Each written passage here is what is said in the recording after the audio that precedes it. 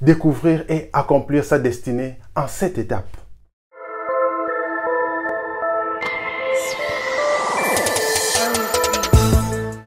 Salut, moi c'est Eli. Bienvenue sur cette chaîne.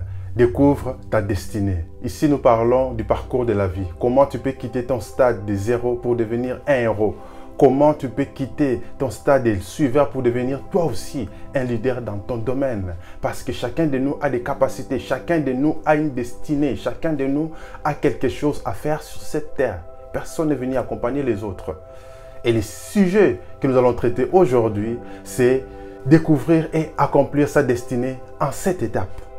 Nous allons parcourir chaque étape.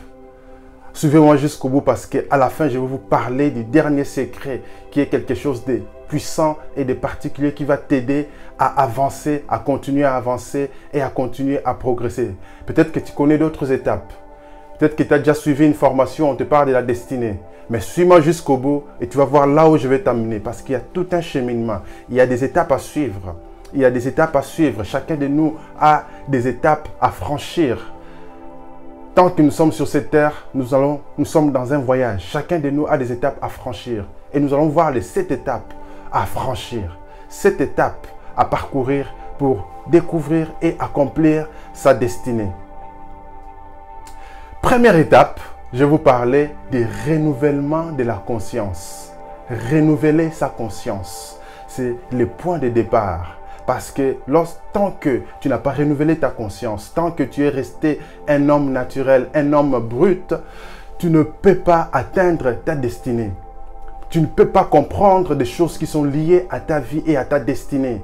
Tu vas vivre les jours au jour. Tu vas vivre sans but. Tu vas vivre sans objectif. Tu vas vivre sans vision parce que tu n'as pas encore renouvelé ta pensée. Il faut renouveler la pensée. Il faut renouveler sa conscience. Il faut quitter ton stade actuel où tu vivais sans but, où tu vivais sans rêve, où tu vivais sans conscience pour renouveler ta conscience. Ta conscience est peut-être souillée par ta manière d'être, par ton éducation, par la manière dont on t'a élevé. Tu as été souillé, tu as été abîmé, tu as été formaté, tu as été mis dans des boîtes, dans des prisons, dans une manière de penser figée. Il faut sortir de ces boîtes, sortir de toutes ces boîtes, sortir de ces prisons mentales, sortir de ces emprisonnements pour renouveler sa conscience, sa pensée. Voyez-vous, l'homme n'est pas que chair. L'homme a une âme, l'homme a un esprit. L'homme est d'abord esprit d'ailleurs, comme certains disent. L'homme est d'abord esprit. Et ta conscience se trouve dans ta dimension spirituelle. Ça doit être renouvelé. Tu dois devenir un homme nouveau. Tu dois devenir un homme transformé. Tu dois devenir un homme meilleur. Et pour ça, ça commence dans la tête. Parce que tes actes sont influencés par ta pensée. Et tant que tu n'as pas changé ton système de pensée, tant que tu n'as pas changé ton système de pensée, tu es encore un homme brut. Tu produiras les mêmes actes qui produiront le même résultat. Et ta vie ne pourra pas avancer. Tu resteras au même stade. Voilà pourquoi vous voyez des gens qui vivent, qui n'attendent que la retraite parce qu'ils n'ont pas renouvelé leurs pensées. Ce sont toujours des hommes bruts, à l'état brut, qui n'ont pas changé leur système. Excusez-moi du terme brut, mais c'est pour illustrer. Parce que lorsqu'on passe par la transformation, on n'est plus un produit brut, on est un produit transformé.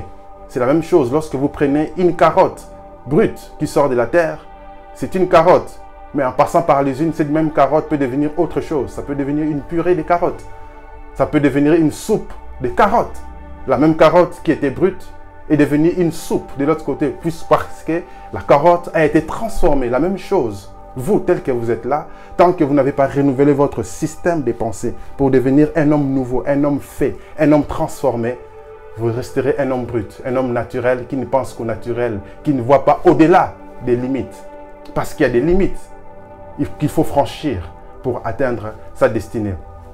Deuxième étape, il faut recevoir l'équipement spirituel. Parce que lorsque ta pensée est renouvelée, tu es un homme nouveau, mais cet homme nouveau doit être équipé. Parce que dans la vie, personne ne te fera des cadeaux. Regardez l'histoire de tous les grands de ce monde. Tous les leaders, ce sont des gens très spirituels. Rassurez-vous, ce sont des gens très spirituels. Ce sont des gens qui croient à des forces surnaturelles. C'est des gens qui croient que même quand je n'arrive pas, je sais qu'il y a un pouvoir qui est au-dessus de moi. Ils croient au surnaturel. Ils croient qu'il y a une force, une intelligence supérieure. Pour les chrétiens, on parle de Dieu, bien sûr. Parce que moi, je suis chrétien. Je crois qu'il y a une force supérieure. Et je crois aussi que je peux être équipé de cette force supérieure pour atteindre mes buts, mes objectifs. Parce que je ne peux pas rester à ces stades. Quand vous regardez des gens qui font des grandes prouesses, ils vous diront, il y a quelque chose qui m'a poussé. Il y a quelque chose qui m'a tiré. Je n'arrivais plus. Mais il y a une force qui est venue en moi, qui m'a poussé à aller. Cette force-là qui sort à l'intérieur de toi, qui vient de toi, c'est une force surnaturelle. C'est une force qui n'est pas naturelle. Et tous les gens qui font les exploits croient au surnaturel, croient qu'il y a quelque chose de surnaturel qui vient en eux pour les aider à atteindre le but. Parce qu'il y a toutes les raisons parfois d'abandonner. Il y a toutes les raisons parfois de laisser tomber. Mais lorsque vous recevez cette force, vous recevez cette puissance, cette puissance, ces mandats, cette autorité, ça va vous pousser à avancer. Voilà pourquoi tous les grands leaders, vous le verrez, ils ont l'aura. Ils ont ce qu'on appelle l'aura, les charismes. Ils ont quelque chose en eux qui attire les gens. Lorsqu'ils sont quelque part, vous le voyez, ils brillent. Ils ont ces charismes. C'est quoi? C'est quelque chose de surnaturel. Ce n'est pas du naturel. C'est quelque chose de surnaturel. Certains diront qu'ils ont une étoile qui brille. Tout ça, c'est ce qu'on appelle l'équipement spirituel. Les chrétiens appelleront ça le baptême du Saint-Esprit, qui fait en sorte que tu reçoives une puissance surnaturelle sur toi, qui va activer toutes tes capacités spirituelles et ça va te pousser à commencer à avancer sur le chemin de ta destinée. Parce que les choses ne se font pas que dans le naturel. Il y a la dimension spirituelle. Tous les grands de ces mondes sont spirituels. D'ailleurs, dans les siècles dans lesquels nous vivons, les gens courent vers les choses spirituelles. Voilà pourquoi vous verrez des salles de yoga remplies. Pourquoi les gens vont faire du yoga? Parce que l'homme a compris que tant que je reste dans la dimension naturelle, il y a des choses que je n'arriverai pas. Il faut développer le côté spirituel. Tous les grands sont dans le domaine spirituel. Voilà pourquoi aujourd'hui, les coachings, les gens sont en train de faire des coachings, les gens sont en train de se faire former dans les différents domaines. Des domaines dans lesquels ils n'ont pas forcément des capacités. Ils vont se faire former. Pourquoi? Pour développer des capacités spirituelles. Parce que lorsque tu deviens spirituel, lorsque le naturel va s'arrêter, tu peux opérer dans le surnaturel. Tu peux opérer au-delà du naturel. C'est une possibilité. Voilà pourquoi il faut recevoir cet équipement spirituel pour pouvoir avancer. Troisième étape, c'est recevoir et découvrir ce qu'on appelle les dons spirituels. Les dons. Les dons. Quand on dit que tel a un don, tel a quelque chose. Pourquoi? Regardez par exemple dans le domaine du sport. Pourquoi c'est toujours Zidane qui va marquer le but, qui va faire que la France soit championne du monde? Et même quand il devient coach, il a toujours quelque chose en lui qui fait la différence par rapport aux autres. Ça, c'est des dons. Pareil pour les présidents. Pourquoi les gens aimaient Bill Clinton? Pourquoi les gens aiment Barack Obama? Ils ont des dons, ils ont ces charismes. Ils ont quelque chose qui attire les gens. Ils ont une intelligence qui fait que quelqu'un comme Clinton peut retenir les noms, les prénoms des gens qu'il rencontre et la conversation des gens avec qui il est. Et lorsque il se sépare avec les personnes, quelques années plus tard, il se retrouve encore. Bill Clinton se rappelle la personne, de son nom, de son prénom, de la conversation qu'ils avaient la dernière fois. Vous voyez, cette intelligence-là, c'est un don. C'est quelque chose qu'ils ont développé. Mais c'est un don. Une intelligence. Quelque chose de surnaturel. Regardez Mère Teresa. Comment est-ce que cette nonne peut quitter là où elle habitait pour aller en Inde aider les démunis? Elle avait un don en elle, cette miséricorde pour aller vers les démunis, pour aller vivre dans leurs conditions, pour les aider. C'est un don. Et vous verrez ça dans la plupart des gens. Comment quelqu'un comme Mandela pouvait résister autant? Il avait toutes les occasions d'accepter les compromis et de laisser tomber sa lutte, d'avoir un poste tranquille et vivre comme font la plupart malheureusement des politiciens d'aujourd'hui. Ils font juste leur carrière. Mais comment ils pouvaient tenir aussi longtemps? Il y a un don, il y a quelque chose de surnaturel, c'est lié. Voilà pourquoi dans le deuxième stade, j'ai parlé de recevoir cet équipement spirituel. Et dans cet équipement, il y a un don. Il y a un don que tu vas développer, qui va t'aider à atteindre le but, qui va t'aider à aller plus loin, qui va t'aider à accomplir des choses. On a tous des dons. Pourquoi on aime écouter par exemple des pasteurs? pour les gens qui vont dans les églises. Pourquoi on arrive à rester tranquille et écouter un pasteur qui parle pendant longtemps sans s'endormir? Mais parce qu'ils ont des dons, ces pasteurs. Lorsqu'ils parlent, ils vous captivent. Lorsqu'ils parlent, ils expliquent. On peut rester assis longtemps et les écouter. Pourquoi? Parce qu'ils ont un don. Tout le monde ne le fait pas. Il y a des gens, dès qu'ils commencent à parler, tout le monde s'endort. Mais pourquoi pour eux, les gens ne s'endorment pas?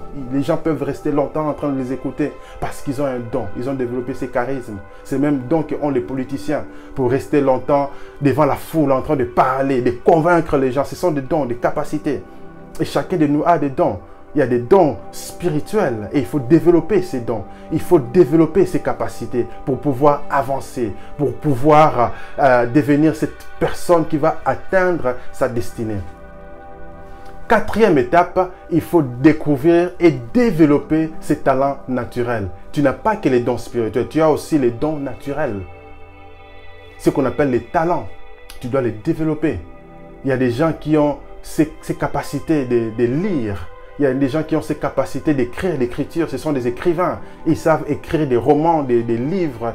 Ils sont forts là-dedans. Il y a des gens qui ont la capacité de parler, d'interviewer, comme des journalistes.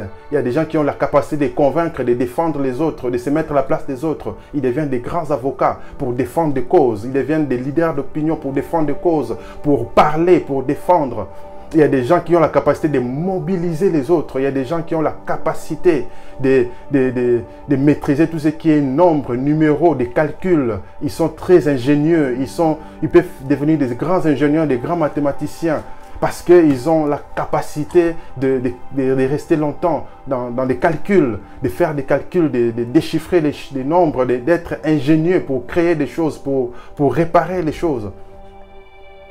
Il y a des gens qui ont toutes sortes de capacités. Ce sont des capacités naturelles. Et il faut les développer. Il faut les découvrir, il faut les développer. Il y a des gens qui diront, moi je ne connais pas mes talents, je ne sais pas ce que je peux faire.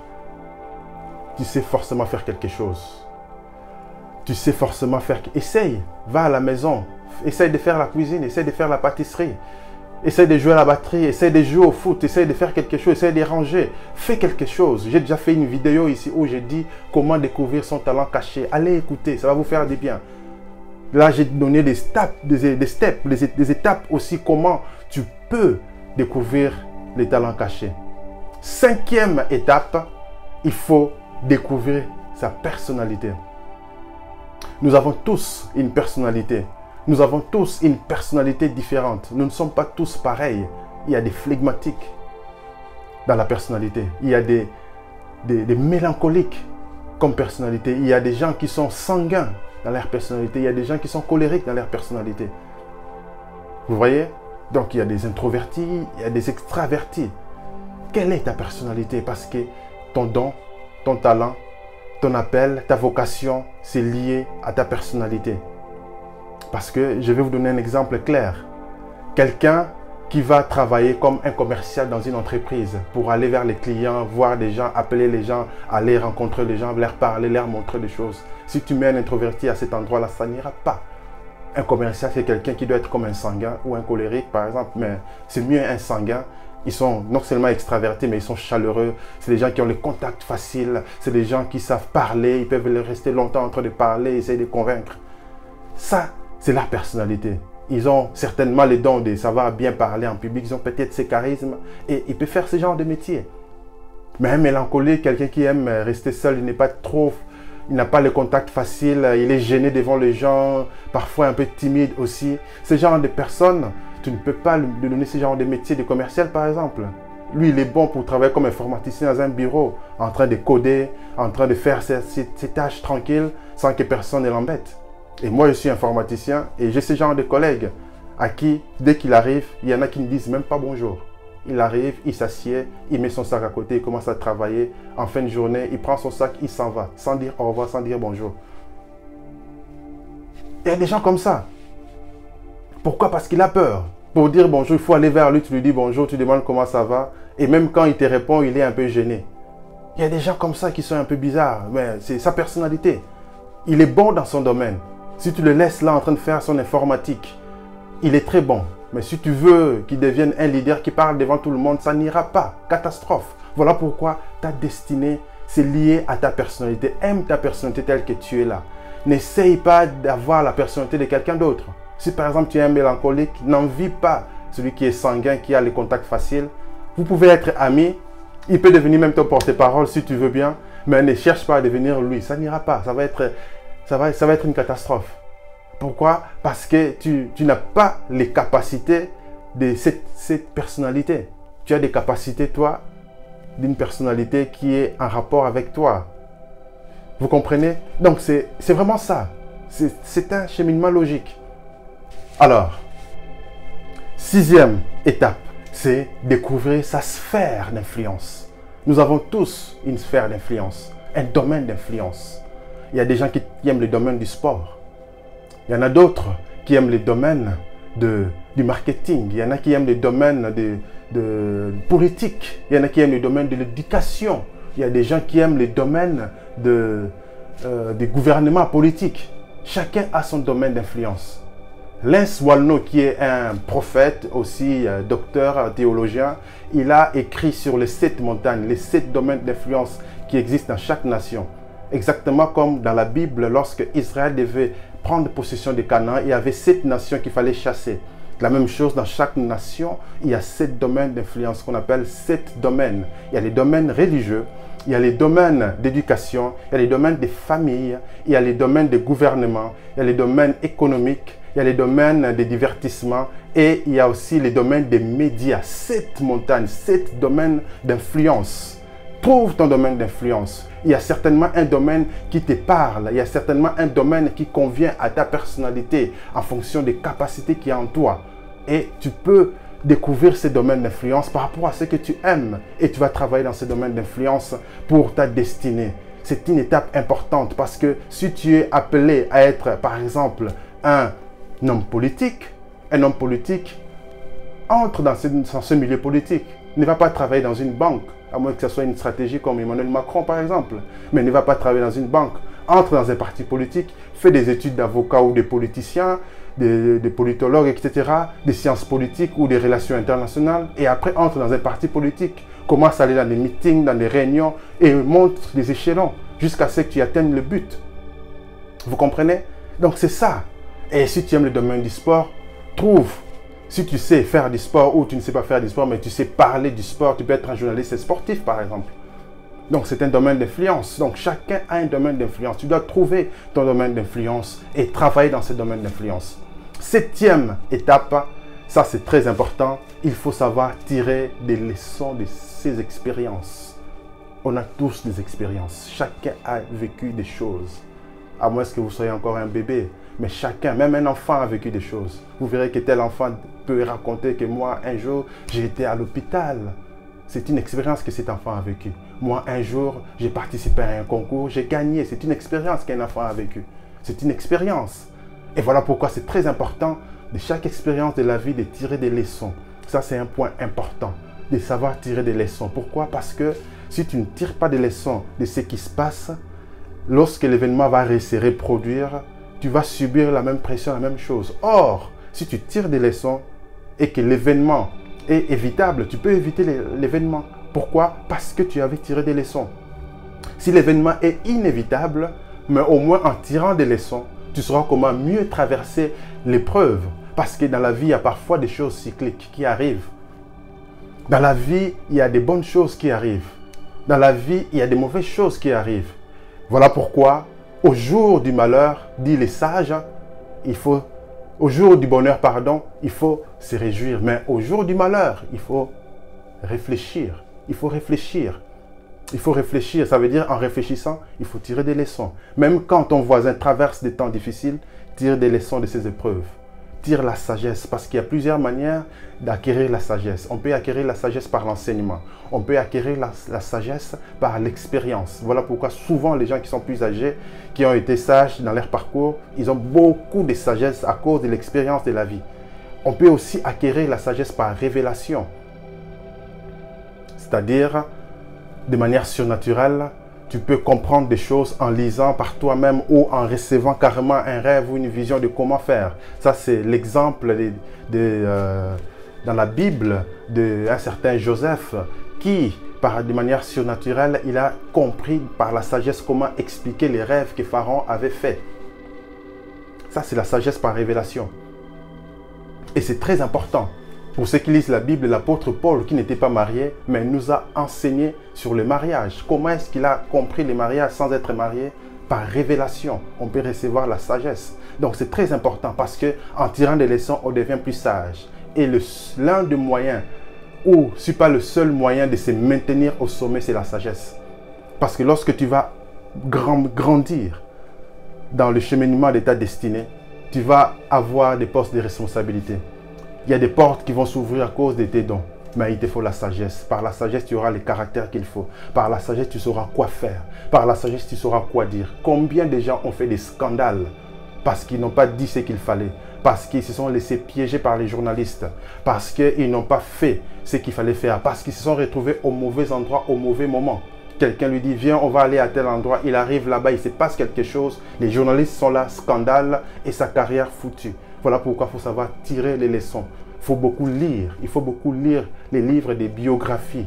Ça va t'aider à tirer des leçons des expériences des autres. Lorsque tu apprends qu'un grand homme, un grand leader a écrit une biographie ou l'autobiographie sur sa vie ou ses mémoires, il faut lire ce genre de livres pour apprendre la sagesse. Parce que ces gens-là ont vécu des choses que toi aussi, lorsque tu es surtout dans le même domaine, tu dois lire pour apprendre la sagesse. Pour savoir que souvent, parce que dans la vie, il y a des choses qui sont pareilles.